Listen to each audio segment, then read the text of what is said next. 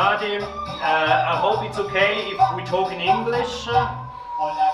Just in case, if you want to pose questions, but in German I will translate. But Maura speaks many languages, understands well. So I hope we will have a good conversation with the director. And please pose your questions. But let's start with a little introduction. Maura Delpero, first feature film after documentary films who received prizes and acknowledgement all over the world, if I can say. And with this film, 2019, now visible for us after 2 years of a long journey, was screened in Locarno, as you have seen, received also a special award and a mention from the jury. So, first of all, Maura, how do you feel now after this long? Oops, we have a little soundtrack, which is maybe you can ask it. How do you feel now after a pretty long time? You realize you made this film to show it in Germany, where actually you also experienced an important step for this production, because you took part, if I'm not wrong, to the Berlin script station. It was a step in order to get to this film, and so maybe you can tell us a little bit. You're right, it began here. I didn't remember that it was so at the beginning. Hello, and thanks for being here. I'm seeing some known faces, I'm very happy. And I'm always very happy to, of course, to share the film, because it's something that it's some magic in a way. The fact that all the people can feel things you were thinking about and trying to project, and finally they're on a screen. And I really have to thank Missing Films, because they were very patient. They tried. That's the third time the COVID thing. So has the distribution of the film in Germany. And so in a moment you think, okay, it will never happen. It happens. So it's always beautiful. And I don't know, because now I don't see the film anymore. Of course, it's a moment in which the film is the child who begins to walk alone. But it's also always very interesting to hear. Maybe we have immediately some questions, because of course it's a very emotional film, and maybe there are some curiosities from the audience that you would like to share with us. If not, take your time. I also needed a little bit of time, because the ending of the film is also pretty shocking, so to say. I mean, you're not you need time really also to understand and to. But apart from my considerations, what is important is maybe to talk about the journey itself, not only after the screening in Locarno, the world premiere, but also how you made it. So to have such an authentic and true film, which is not a documentary, but is taking advantage of your experience in documentary. It has been a long journey, and based on researches. I do a lot of researches because I think they're important, both to give really reality and tell them as they are in reality, but also because they're very creative. I mean, at the very beginning of the film, of the project, I thought I would have made a film about teen motherhood, which was to me already a big paradox. I met teen motherhood, and it was to me a very emotional meeting, because it's really like, it's a paradox. It's really like in the same body, in the same soul. This two intensity of teenhood and motherhood is really something I really wanted to deep and try to understand a little more. And then doing researches in these places, there are both religious and not religious ones. And in the religious ones, when I saw this situation, I met the situation of this cohabitation between people who cannot be mothers and these precocious mothers. There I discovered there was another paradox even more. So in a way, I really believe in research. I try to do it a lot.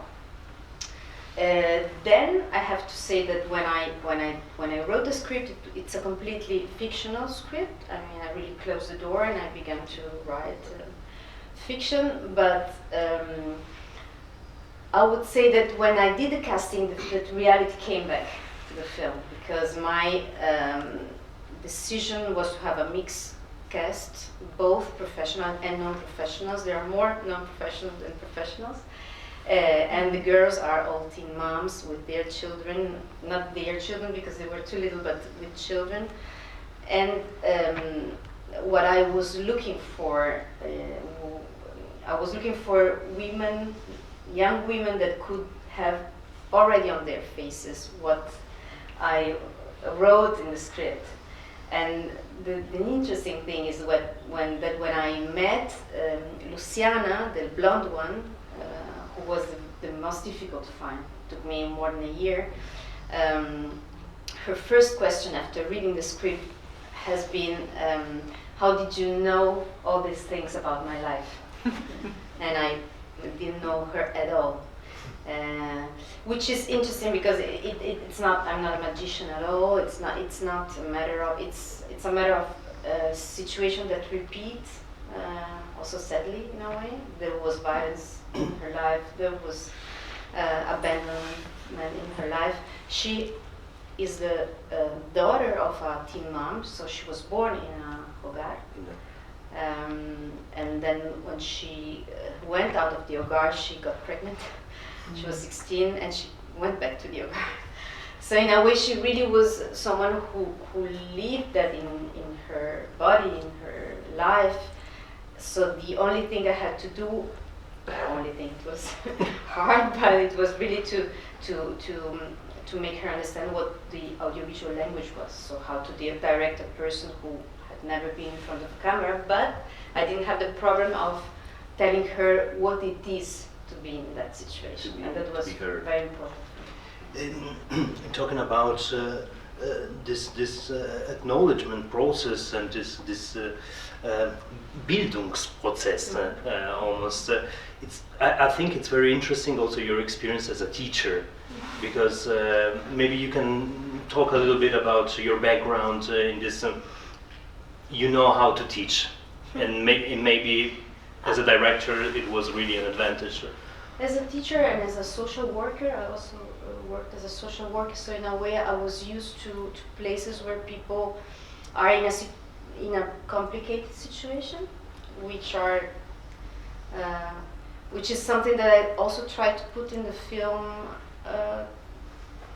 in the difficult situations the nun found it in, like trying to understand what is the right distance you have to someone who is in need, which is not always the nearest. But to get back to the teaching, then I was a teacher, yes, and so I know teenagers very well, so it was a big advantage to me. And one important thing I did when I went to work in these places has been to enter with offering something. I brought a job and said, okay, I can give cinema workshops to the teen moms. So in a way it was an exchange, and also it was a way to go really deep into their intimacy, because of course, like doing short films together and passing times talking about feelings, because cinema is feelings, I really could discover a lot of things of their lives, and then also I could stay inside without being an external presence.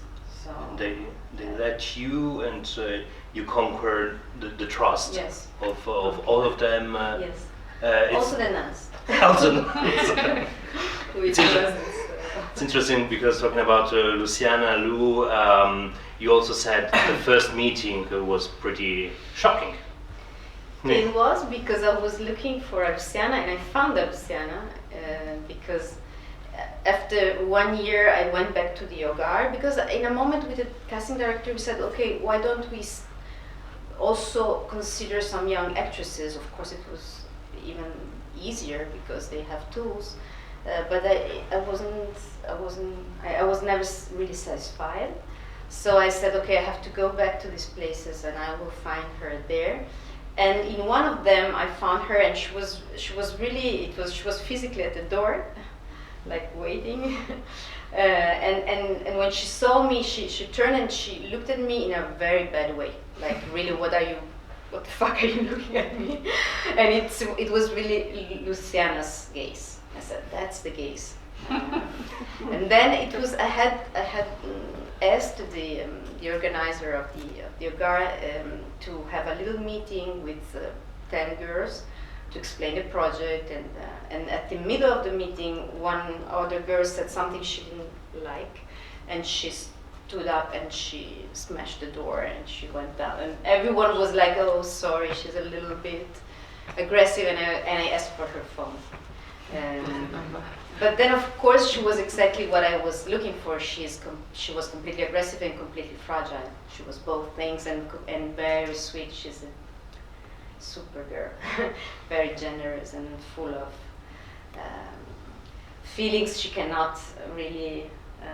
But then we worked also on her self-esteem, because of course she really had a tough life. So her big question was always, why did you choose me?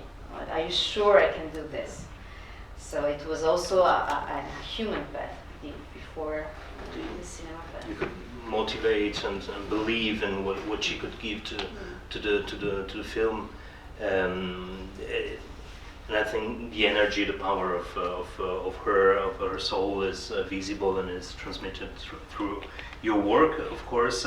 Talking about teaching, maybe you can talk about a little bit about the work with the children.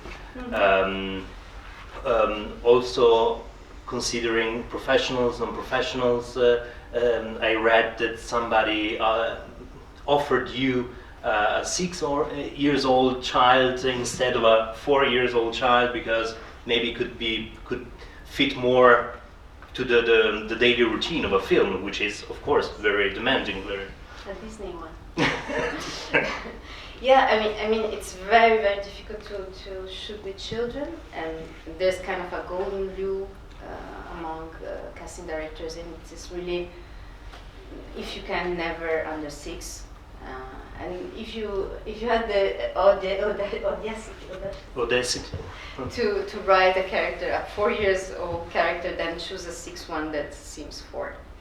But I mean, people who have children know that 4, it's not 6 at all. It's another lecture of the word. It's another way to stand in front of the word and to perceive the word and being perceived by a camera. So I really didn't want. But everyone tells you it will be a nightmare, and it was a nightmare. I can confirm the golden rule. If you can, don't shoot with someone who's 4, because we were her slaves. But at the same time, I'm happy that I was radical in this, because and I had people who supported me in this difficult choice. Everyone was saying, "You're mad, you're mad." It was but just my husband saying, "No, you can do it."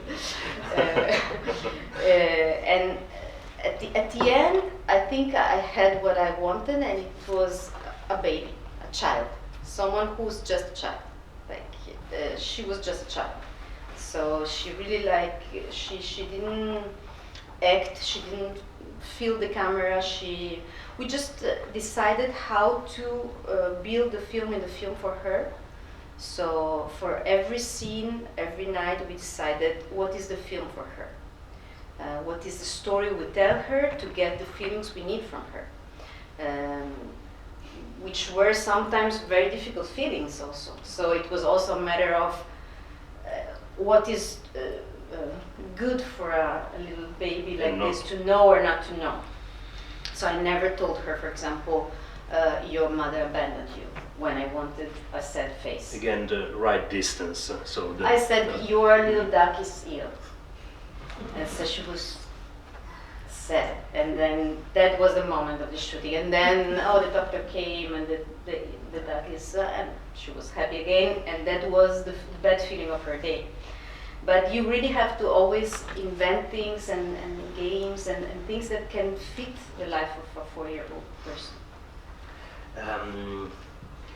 Maybe you have some questions? I just would be interested, what about Fatima? Is she also a non-professional actress? Or? Yes, but she's not a teen mom. She had, what we decided with the director casting was either teen moms or girls that had in their families or environment a lot of teen motherhood, so that they were like kind of familiar to this.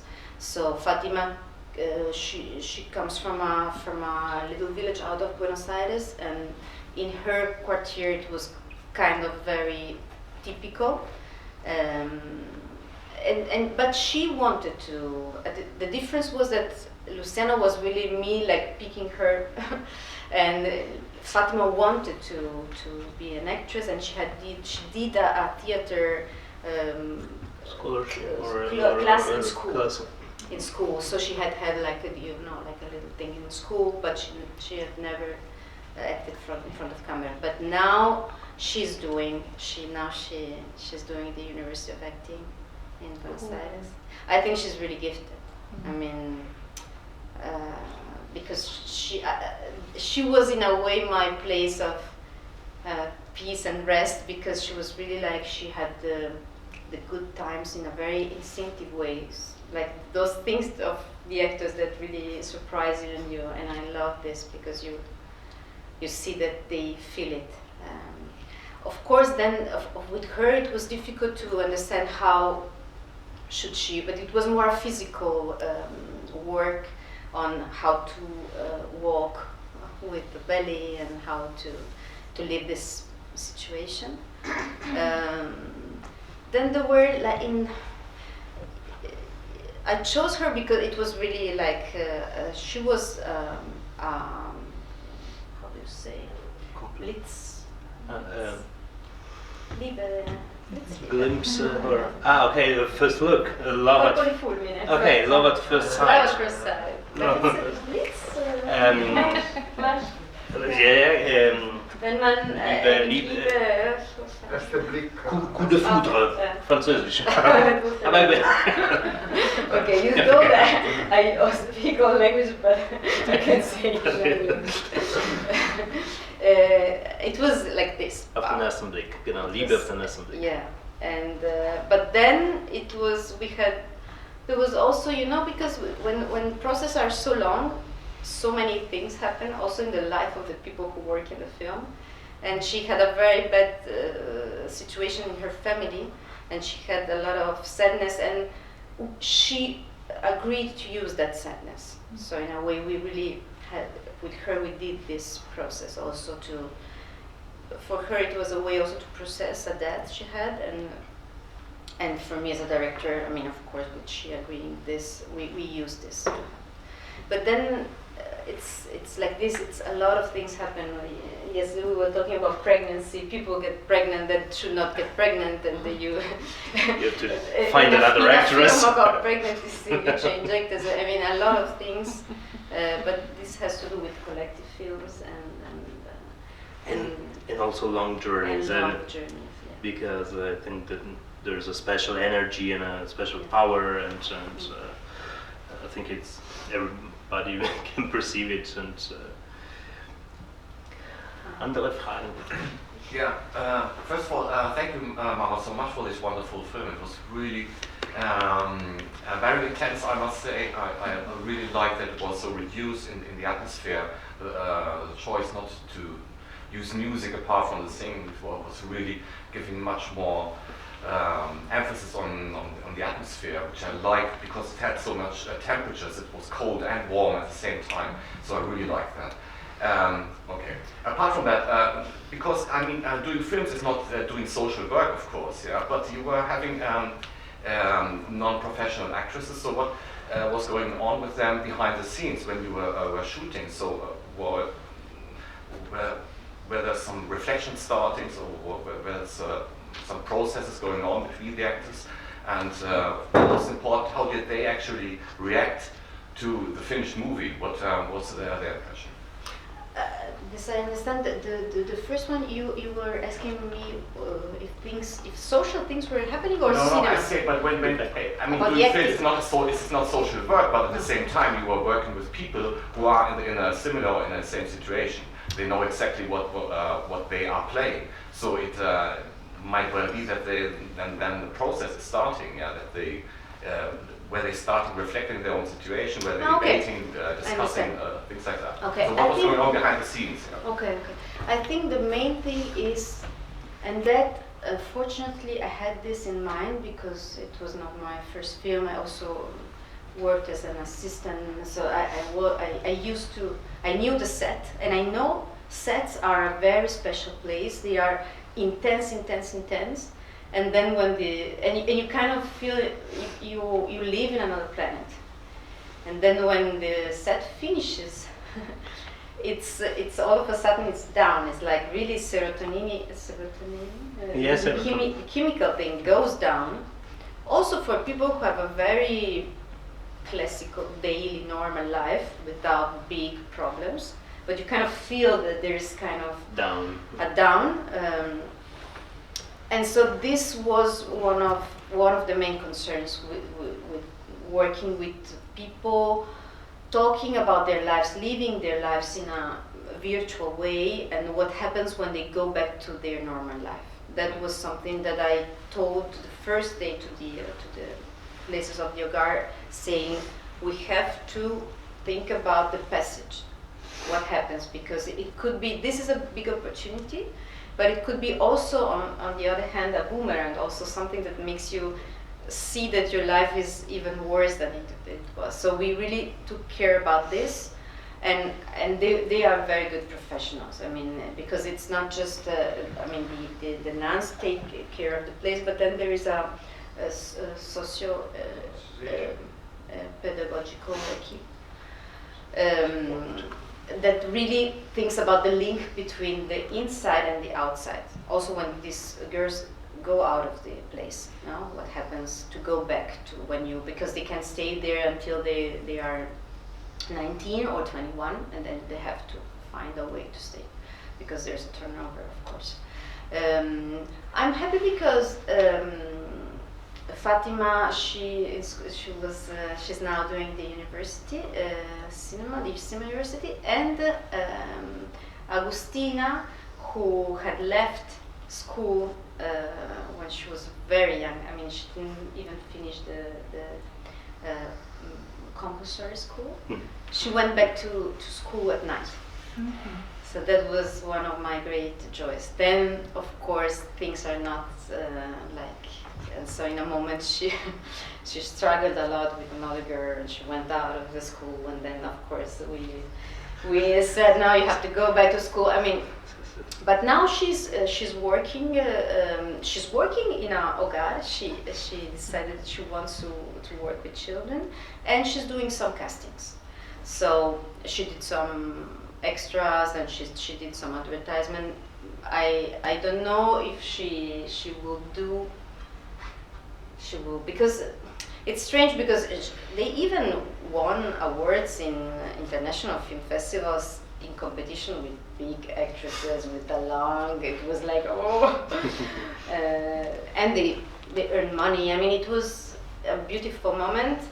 Then, for example, if I have to say, I imagine Fatima could have a career as an actress. I'm not sure about Agustina, because it was really her character.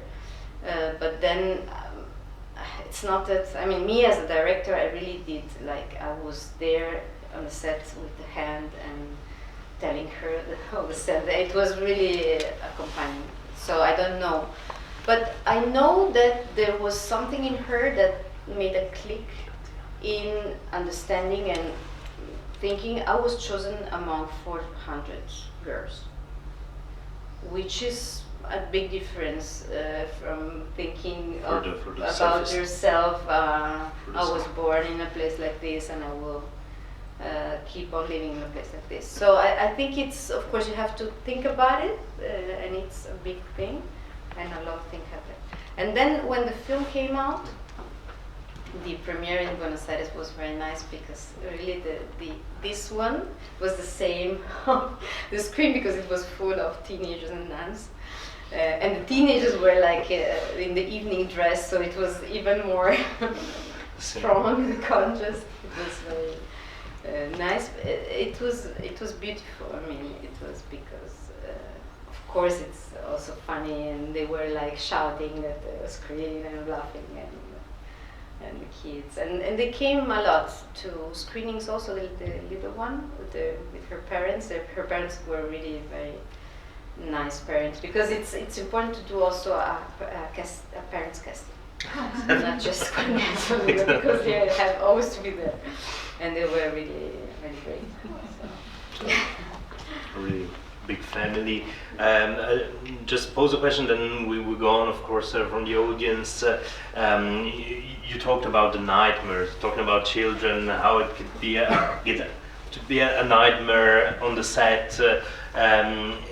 Yesterday we did a presentation at Kino, and you said that it was a nightmare for the technicians that you decided to be so consistent in shooting without any movement of the camera and with a real precise style. Maybe you can. Yeah, overall for the DOP, but she was very happy. Yeah, but it's kind of masochistic to film a film with children with a camera like this. Steady. But to me it was important because it's a film about a place, and this place is really immobile.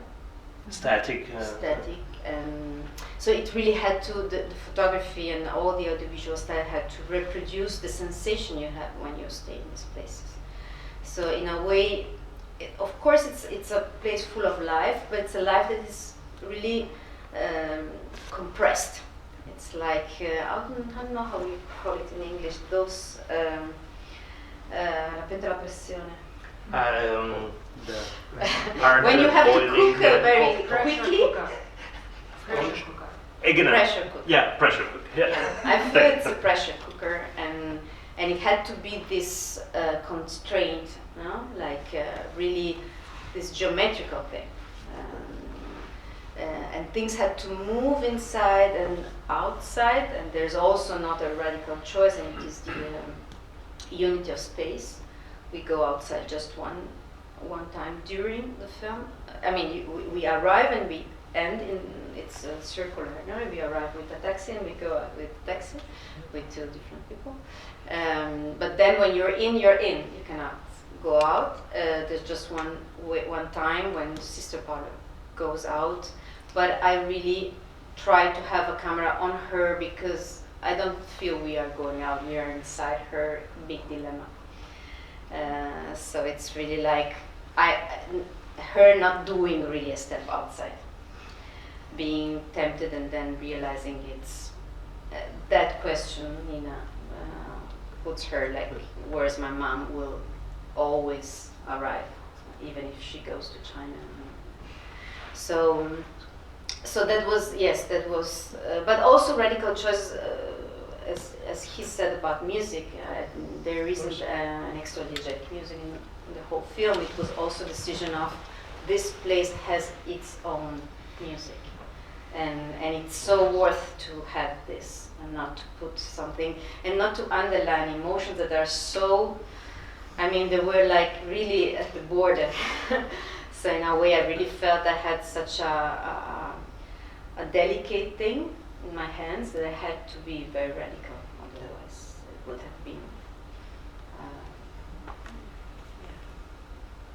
in order not to break anything and to not to push on the, you know, like, because you really feeling that if you want you have a Ferrari, but then it would be like having a big feast in the stomach at the beginning, but nothing left for the next days. I really hope that something in the next days keeps, because the film enters little by little, and it's an invitation. It's really like, okay, please sit in this place for 1 hour and a half and stay here and try to breathe the air, the sounds, and what's happening really here. Which is, Hogar is a protagonist, we can say.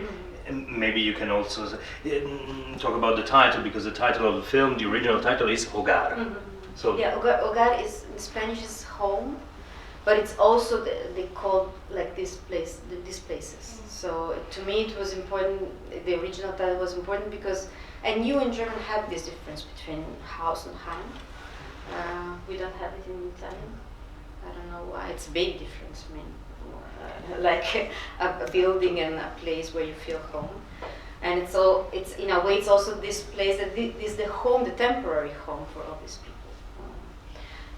So in a way it's a place where you try to find a home. So it was important for me. But then the decision was to have Maternal as an international title because it was more direct, and it was more comprehensible in all languages, both Latin languages than English. But it's fine also to call it Maternal, you said. Yeah, Also we deal with Spanish. Other questions? Yeah.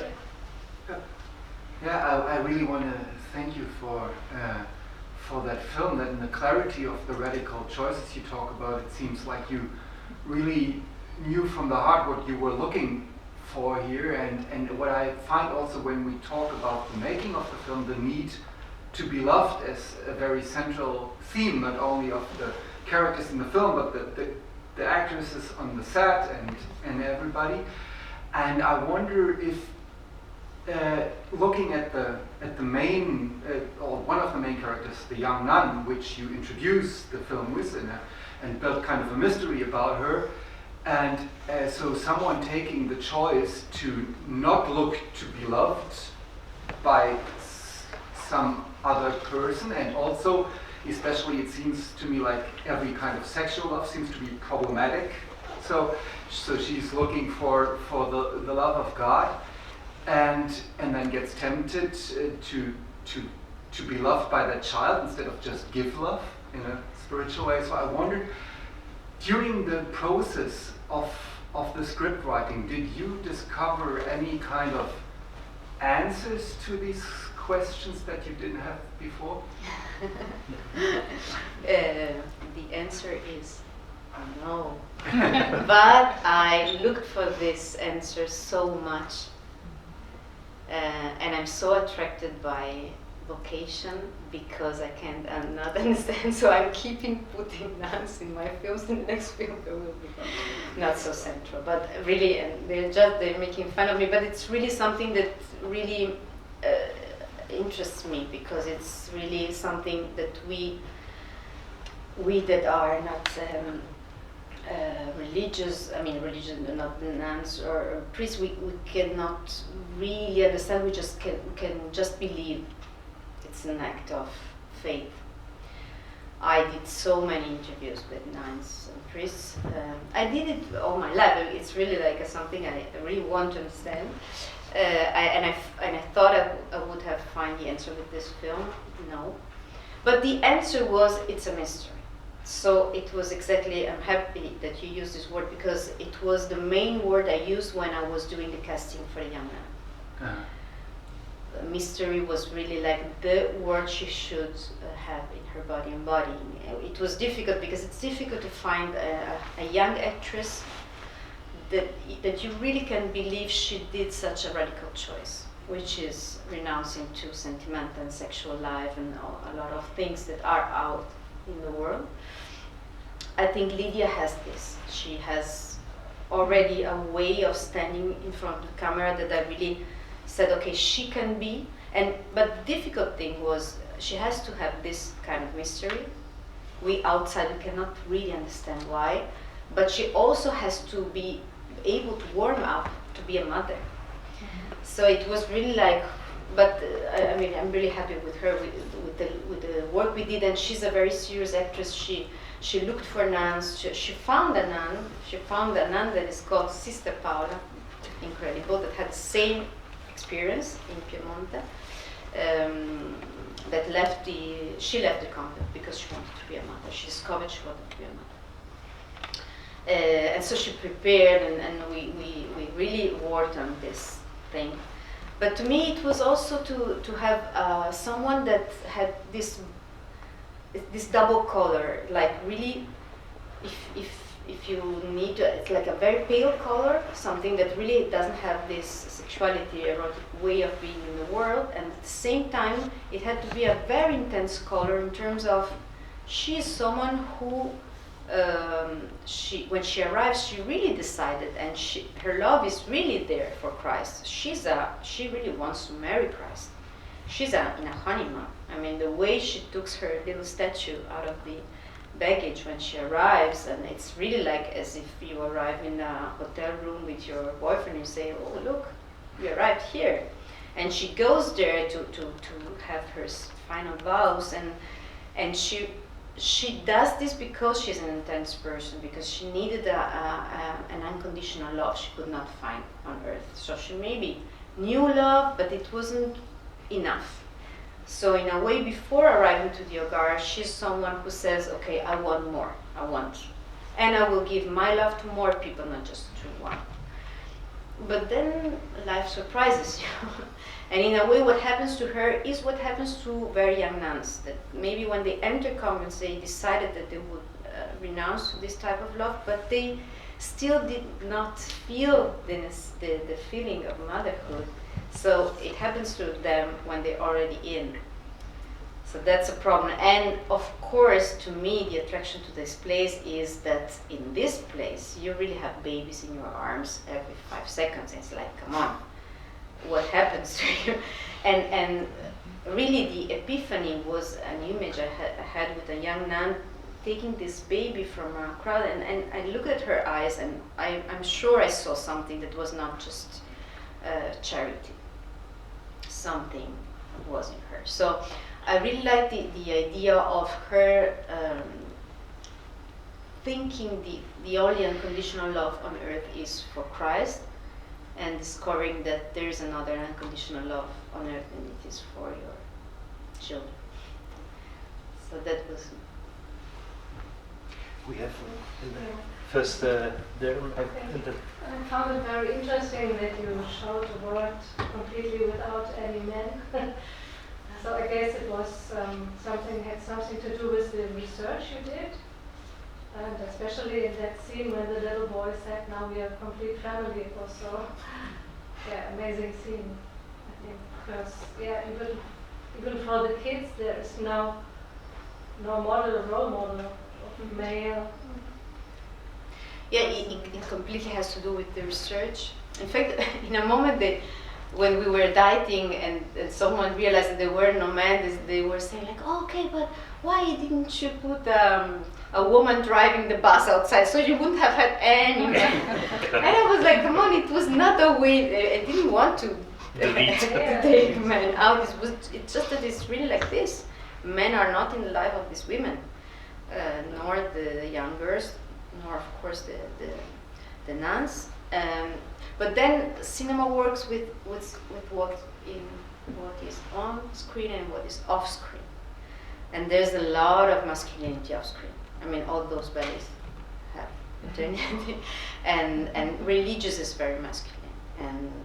And also, like, I really wanted to work with the off in this sense, because I asked myself if to break the unity of space by following Luciana out when she goes to see her boyfriend.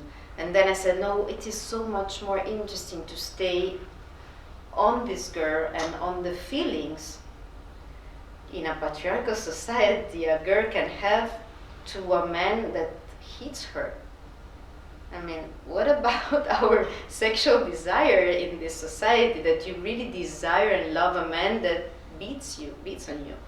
I mean, it's something that tells a lot about how much there is this situation still going on overall in certain in certain places. So it was an idea of, okay, let's really tell this world as it is. But then I really like this only little man that is there, as you say, and I really feel that he is in the future, I hope. Because in a way he also, like, living in this particular situation and raising up among women, he really, I mean, he has a macho way because he's, I will defend you with my muscles. This is, of course, it's the language he inherits, but at the same time he can really be open-minded and say to his mom, we're not perfect, but it's okay. It's okay anyway. And I think this is really important because it's about love. No, it's a film about the need for being cared and care and about love. So. Yeah, and he was so caring. It was not a classic male. No. And he's very sweet also, as a boy in life. Other questions? Very nice to see you. I wanted to, it immediately came to my mind that it reminded me of Bresson films. And because I'm very attracted to this topic, and personally. And so this profane world against this sacred world, it's a very interesting topic as well, that normally today is told in a way that it's quite, how do you say, disprezzante? Negative.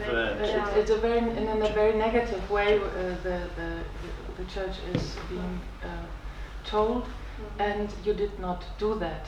I found this really relieving and interesting. And as well, you didn't put the nun in the center of the story, a little bit on the side, but I was immediately tempted to compare her to this priest that this priest film. I don't know it. I only know it in German. Tagebuch.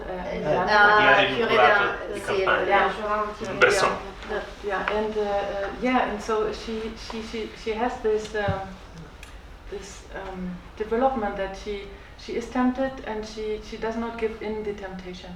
She makes it. So a very important step is being done, and I like very much that you tell this, and so what are your thanks. I really like when you say Besson because I like him, and some people saw it, but I think it's due to the fact that I really like. I mean, if I'm attracted to things that I feel in a horizontal way. I mean, that if I was attracted to something to tell that I'm looking from above or from under, I wouldn't do that film. I just can tell things that I feel I can look in a horizontal way and put myself in. And so in a way of course I feel that I'm different from a nun or from a teen mom, but at the same time there are more similarities with them than different things. I really feel there are more things that we can share. We feel like dilemmas that we have in life. I don't think the Sister Paula's dilemma is so far away, like between the vocation and this love, maternity, so different from a lot of women that have very important jobs, and they are shared between job and maternity. I don't feel it's so different. I mean, there is the same struggle between things that you like and you love and you try to have together. And so in a way, I really, I just try to understand and put myself among them and try to put myself also in the situation. So what I do is also an actor, something that actors do. When I write scenes, I really act them, and I really try to put myself them, and I I kind of transform into a Nana or a Tino. And there's a lot of me in this script. I mean, there's a lot of me in Sister Paula, in Fati, in Nina.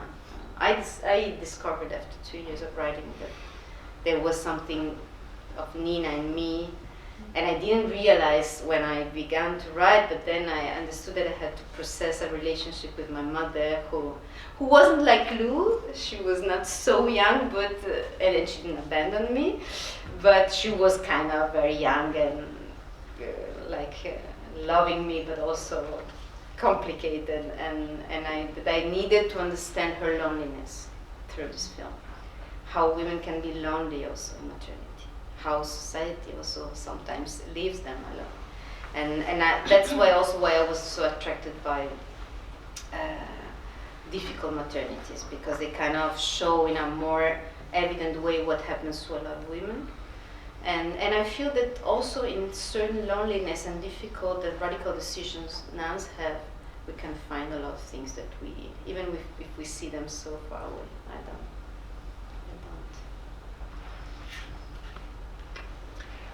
Talking about this this topic and the analytic side of the psychoanalytic side of the process of writing a film, you mentioned in an interview that you're working on a project who is bringing you more to the father topic. If you can reveal something or just yes, yeah. It was a film about the mother, now it's about father, so it's like, come on. As simple as that. Can you go out of your family? I left my family when I was 18, but then I had to do films. No, yes, it will be a film, this time it will be in Italy. And it's again a very personal film, so personal that it was provoked or inspired by the death of my father, which is something that changes a human being. It's one of the radical events. So in a way, it's a way to process this, and I really was attracted instinctively by his family, which was a very big family. There were 10 kids, and I was like feeling those kind of origins needed to be deepened. And it's nice because in a way art can be also a way to really do this kind of process, even if you don't. I mean, of course, then at the end it's a film for everyone, not just for me. But I'm also happy that this film brings me back to Italy and to the mountains, because I'm a more seaside person, but I was born in a mountain region in Tyrol. And the picture that we see in one of the scenes, this mountain landscape, it's very funny because I asked the art director. I said there in the room I want that trompe-l'œil, and I said, you decide, can be a house or but it has to be, because I wanted this room of these girls to have something that goes out of this room, like a dream out of the world. So I even imagine a more layers one, if you want, because there are some probably incredible, also very kitsch, but they really like you. And then she came up with this, and I said, it was very funny. Then a lot of friends of mine, they said, you put South Tyrol in Argentina, but I really didn't want to. But she found it in Argentina. So it's a landscape from. It's a landscape. I don't know if it's Switzerland or but could be. But it's really like a complete coincidence. Could be Bolzano boats and where you were born. In Buenos Aires. So. But overall in South places, I remember in Bangladesh, I found a lot of pictures of South Tyrol. So they're kind of obsessed with fixation. Because it's so different. Exotic. It's really an exotic place, as we always have like palms. That's the fetishism. Okay, other question, but I think it will be the last. That then we have to leave the. If you have any other curiosity. Of course, exactly. Maura, you have time for some direct speeches outside now, okay, yes. just meeting Yeah, personally, yes, individually.